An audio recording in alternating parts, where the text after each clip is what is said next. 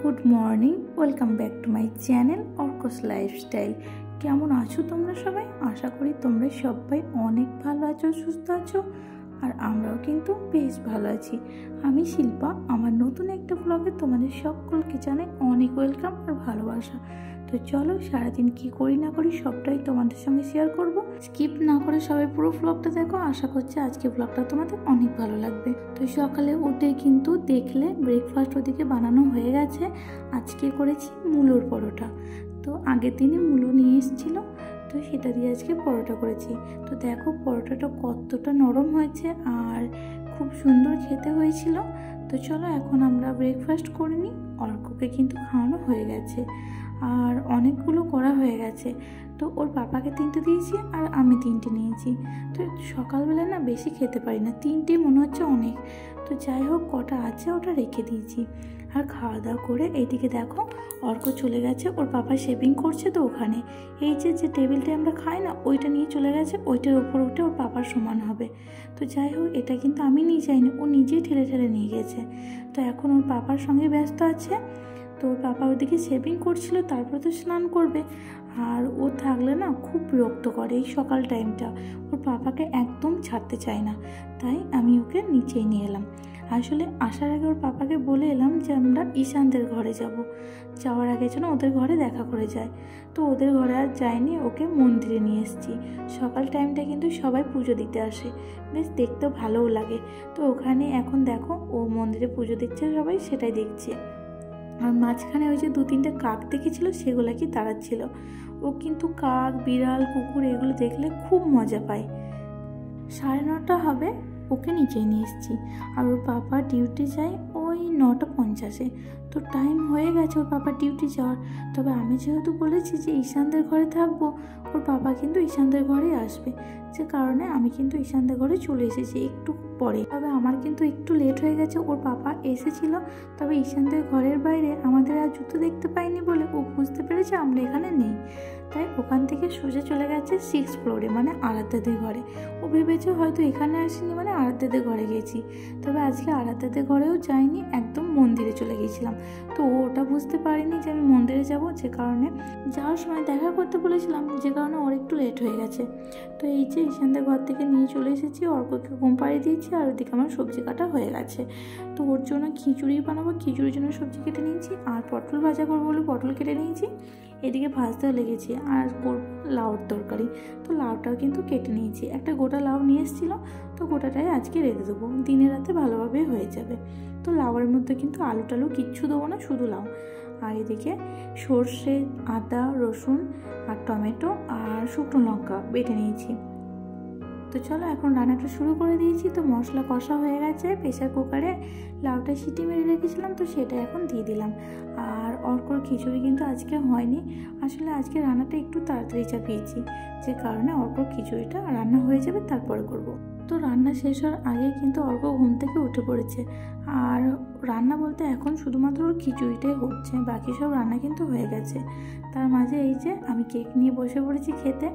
আগের দিন আর খাওয়া হয়নি, আসলে রাতের বেলা ছিল তো, তাই খেলে শরীর খারাপ করবে। আর এমনি তো শরীরটা 2 দিন খারাপ, তাই রাতের বেলায় আর খাইনি, ফ্রিজে ছিল। তো এখন এই যে খেয়ে নিচ্ছি। আর ওদিকে কিন্তু আমার অনেকগুলো কাজই বাকি আছে, শুধুমাত্র রান্নাটাই হয়েছে। তো এখন অর্ককে স্নান করিয়ে নিয়েছি এই যে। তো ও ঘুম থেকে উঠেছে, ওই জন্য ভাবলাম যে একটু পরে স্নান করাবো। তো 10 মিনিট মতো হয়েছে ঘুম থেকে উঠেছে। তো এখন স্নান করে নিয়েছি। স্নান করানোর আগে কিন্তু তেলও মাখিয়েছিলাম, মাথায় তেল দিয়ে দিয়েছি। আর 2 দিন মাথায় জল দেওয়া হয়নি বলে মাথায় জলও দিয়ে দিয়েছি। তো ওকে স্নান টান করি ওর পাপার কাছে আছে। আর এদিকে বেডশিটটা প্রচণ্ড পরিমাণে নোংরা হয়ে গেছিলো, প্রায় 2 দিন হবে চেঞ্জ করেছি, তবে আর পরিষ্কার করা হয়নি। তো আজকে পরিষ্কার করে নেবো। আর বৃষ্টিটাও আজকে পড়েনি।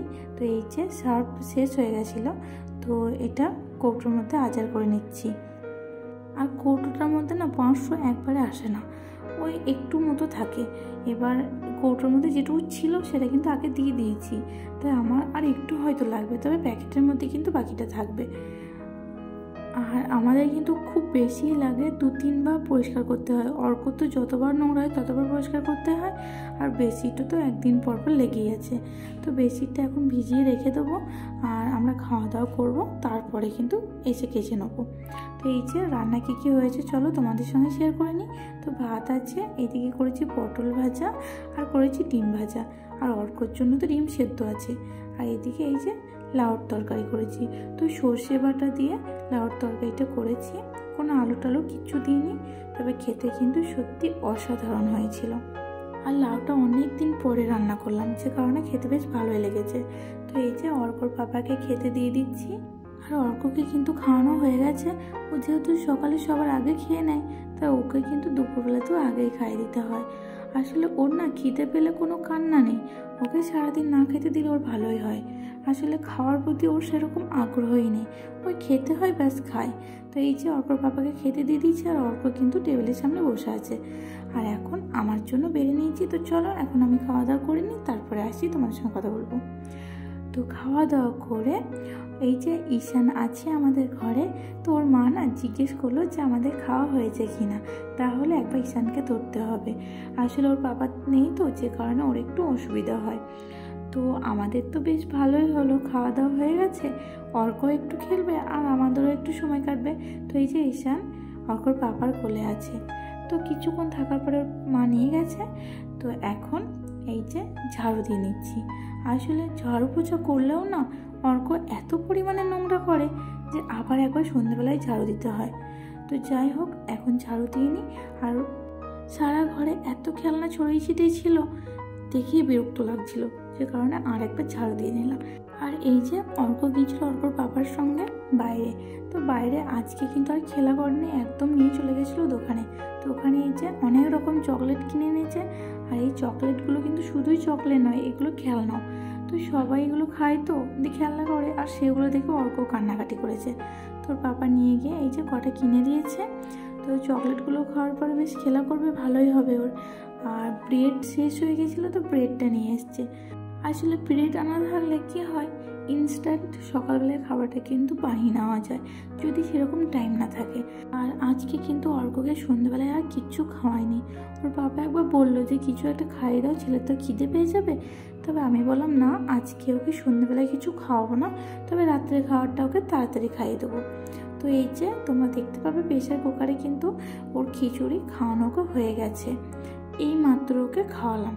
তো খিচুড়ি বলতে কি, ওটস খাওয়াই ওকে, আর কোনো সবজি দিই না, কিন্তু ওই মুগ ডাল দিই আর ওটস দিই।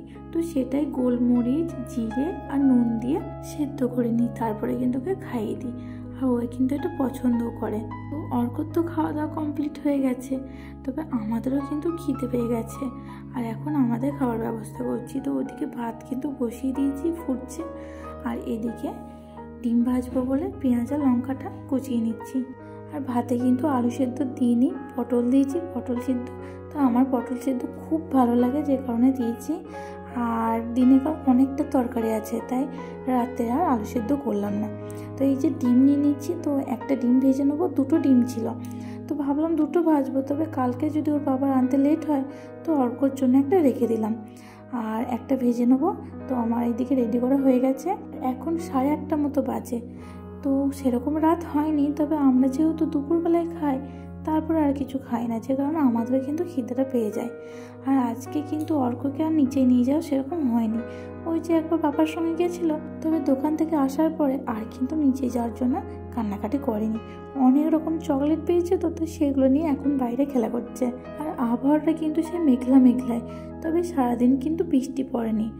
আর 2 দিন তো বৃষ্টি পড়ছিল, মাঝখানে একদিন থেমেছিল, তো যে কারণে বেডশিটটাও কিন্তু পরিষ্কার করা হয়নি। তবে আজকে ফাইনালি পরিষ্কার করা হয়ে গেছে। ব্যালকনিতে যেটুকু শুকাবে, তারপরে ঘরের মধ্যে রেখে দেবো। আর এমনি অর্কর জামা ছাড়া সেরকম কিছু আয়রন করি না। অর্কর জামা যদি রোদ না পায় তাহলে কিন্তু আয়রন করে রেখে দিই। তো এই যে কলাই গুঁড়ো নিয়েছি, তো সেটা এখন মাখিয়ে নেবো। আর ওই যে কাঁচা পেঁয়াজ, কাঁচা লঙ্কা, কাঁচা তেল দিয়ে কিন্তু মাখাবো, খুব পছন্দ করি আমরা এটা। তো এই যে নিয়ে নিচ্ছি। তো চলো এখন রেডি করে নিই আর খাওয়া দাওয়া করে নেবো। প্রায় 8:30 তো বেজে গেছে, তো খিদেও পেয়ে গেছে। তো তোমরা যারা আমার চ্যানেলে নতুন আছো, প্লিজ চ্যানেলটা সাবস্ক্রাইব করে পাশে থেকো, ভালো লাগলে কিন্তু লাইক কমেন্ট শেয়ার করে দিও। আর যারা আমার ব্লগ রেগুলার দেখো, যে দাদা ভাই দিদি ভাইরা বা বোনেরা ভাইয়েরা, তাদের অসংখ্য ধন্যবাদ এভাবে আমাকে ভালোবাসার জন্য। তো এভাবেই ভালোবেসো, এভাবেই পাশে থেকো, যাতে আমি আরও এগিয়ে যেতে পারি, আরও সুন্দর সুন্দর ব্লগ তোমাদের সামনে আনতে পারি। তবে যাই হোক, তোমাদের সঙ্গে গল্প করতে করতে এদিকে আমার ডিম ভাজাটা হয়ে গেছে। তবে চলো কি কি আছে এখন দেখিয়ে দিই রাত্রের খাবার। এদিকে আছে ভাত, এদিকে দিনেকার তরকারি ছিল। তো এখন এই যে ডিম ভেজে নিলাম আর কলাইগুলো মেখে নিয়েছি, আর এদিকে পটলটা সেদ্ধ করেছিল তো ওটাই মেখে নিয়েছি কাঁচা পেঁয়াজ লঙ্কা আর তেল দিয়ে। তো চলো আজকে ব্লগটা এখানেই শেষ করছি। সবাই ভালো থাকবে, সুস্থ থাকবে, দেখা হবে পরের একটা ব্লগে।